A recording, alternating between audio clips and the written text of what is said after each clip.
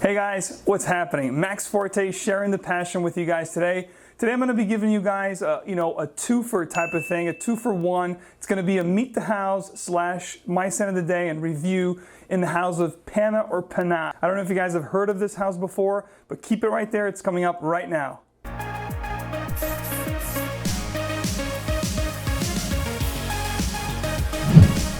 So Panah or Panah is basically a British house located in London. And pretty much what they do is high-end clothing like men's shirts, pocket squares, and silk ties. Again, I'm gonna have down in the description box all the information in this house so you can go check it out if you wanna check out what they have on their site. But just recently, 2016/2017, and they started to dive into the niche / indie fragrance world. So they brought this house, the house of Panah or Panah, London, and as you'll see from these bottles, they look very much like a Tom Ford kind of thing, especially with the labels, but I'm gonna get into it in a few seconds as soon as I get into the presentation for you guys. So the house of Panah or Panah, what they pride themselves on and what I've heard from the people that I've spoken about this company is they love to combine some synthetics to bring forth the best and the natural ingredients that they use for these fragrances to make sure not only they smell great, but they also perform really well, being that they're all eau de parfum concentration. So if they're great performers, we're going to talk about in a second, but I've actually tried all 4 compositions that I have from the 5 that they have in their portfolio, and I've tried them for the past 2 months since January, and it's now beginning of April. So I've had, a couple of months worth of trying these fragrances. Some I wore more than others, and the one I'm wearing today, which is actually my scent of the day, I'm going to break it down for you guys in a full review as we get into meeting this house right now. But before we do that, let's get into the presentation. So all the boxes are pretty much the same, as well as the bottle. So I have one box here that I'm going to show you. This here is Velvet Oud, which happens to be my scent of the day. So the box will have the Velvet Oud label, the golden label right there.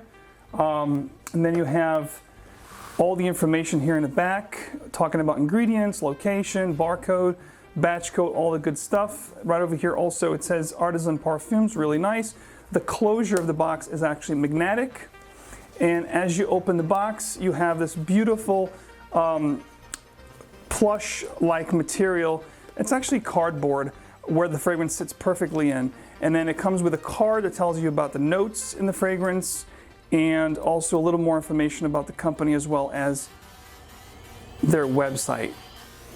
The price point for these fragrances are 50 ml, 1.7. That's the only size that they're offered in. Again, eau de parfum concentration, and they have them on their website for $69.99 or 70 pounds, which is roughly about 87, 88 American dollars. So here's the bottle of Velvet Oud, which happens to be my scent of the day today. All right, so Panah London. Velvet Oud Eau de Parfum 50 ml. Have this real cool metal plate that sits right on the bottle. The bottle is really solid glass. You have some information at the bottom as well as the batch code. The cap is hard, solid plastic. The sprayer is actually really nice. And that has been the presentation of the house of Panah or Panah Velvet Oud. So yeah, the bottles are pretty chic looking, but also minimalistic. They're not really over the top, but very nicely made. I think they're very classy, very chic, which I really like. So Velvet Oud is my scent of the day. Chocolate Vanilla is another one that I have. I also have Italian Citrus, also Rose Musk. But the one I'm missing is actually the one that's always been sold out at their website. I don't think they're gonna have it available until mid-April. So the one that I'm talking about is PCT, Pink Champagne Truffle, which is supposed to be unbelievable. But again, I have not smelled that fragrance. I have not tried it, but these here that I've tried, I'm gonna give you guys a little bit of what I thought about each one of them, and then I'm gonna talk about in full, doing a full review on the one that I'm wearing today, which is Velvet Oud. So let's start with Italian Citrus. Okay, so Italian Citrus is a phenomenal fruity melange. It's a phenomenal melange of fruits. You have all the citrus notes here with, Amalfi lemon, Sicilian bergamot. But what I like that they did in this fragrance here, it gave it a little bit of a floral note. It could be like a neroli, but also what they did is they made this fragrance really different, which sets it apart from your regular citruses out there. They put in a note of mangoes in here, fresh sliced mangoes, which made this really appealing and mouth water. Just thinking about it, my mouth is watering. So it's a really unique citrus, really unique take on citrus.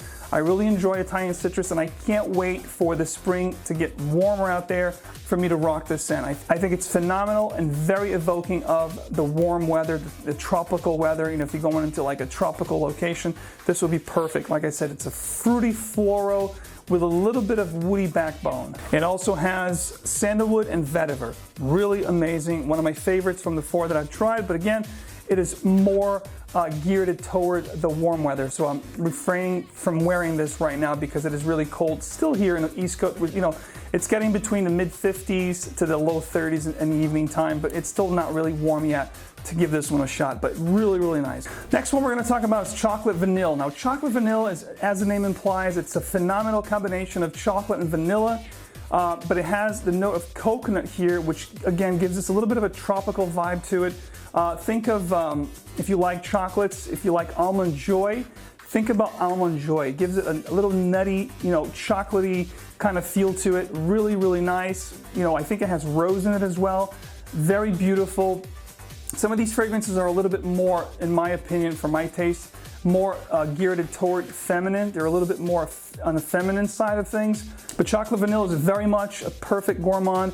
If you like gourmand fragrances, give this one a shot. Really, really quality. And I love the chocolatey, coconut, kind of Almond Joy feel that you get with this fragrance. Next one we're going to talk about is Rose's Musk. Now, Rose's Musk, like I said, this one is another one that's a little bit more on the feminine side. You're going to get a ton of roses here. But one of the things I wanted to talk to you guys about is that the rose here is really amazing. And I'm going to tell you one thing. You know, I reviewed Kazemi from the House of Matriarch, which had a very natural, sparkly rose. You know, this one here is going to be that kind of a rose. Really natural smelling. Really amazing. If you are a fan of rose fragrances, this one is a must try for you. It will not disappoint. You know, I'm not a very floral kind of guy, so to me this is a little more on the feminine side.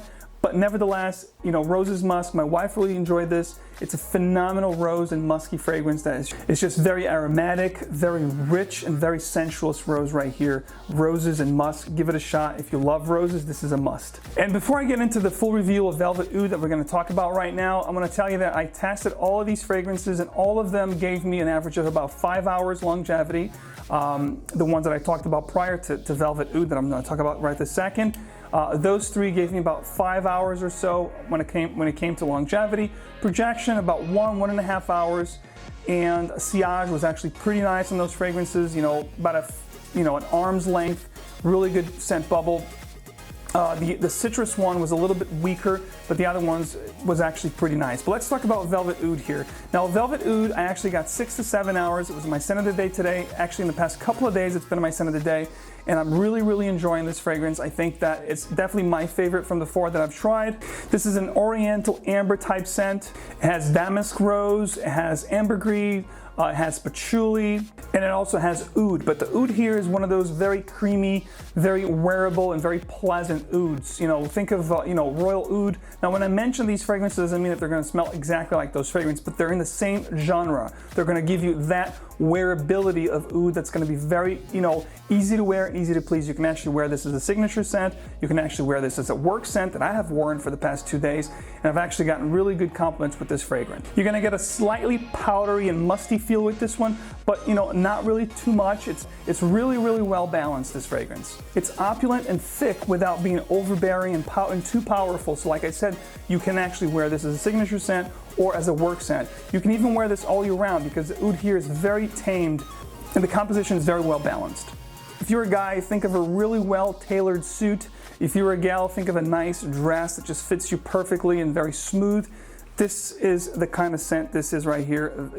Velvet Oud is just very velvety kind of oud, as the name implies, and it's just very soothing and very pleasing to wear. So since this was my scent of the day, I'm going to talk to you guys about performance. So I've gotten projection of about 2 hours, 1.5 to 2 hours, actually pushed pretty well, and I did about 4 sprays.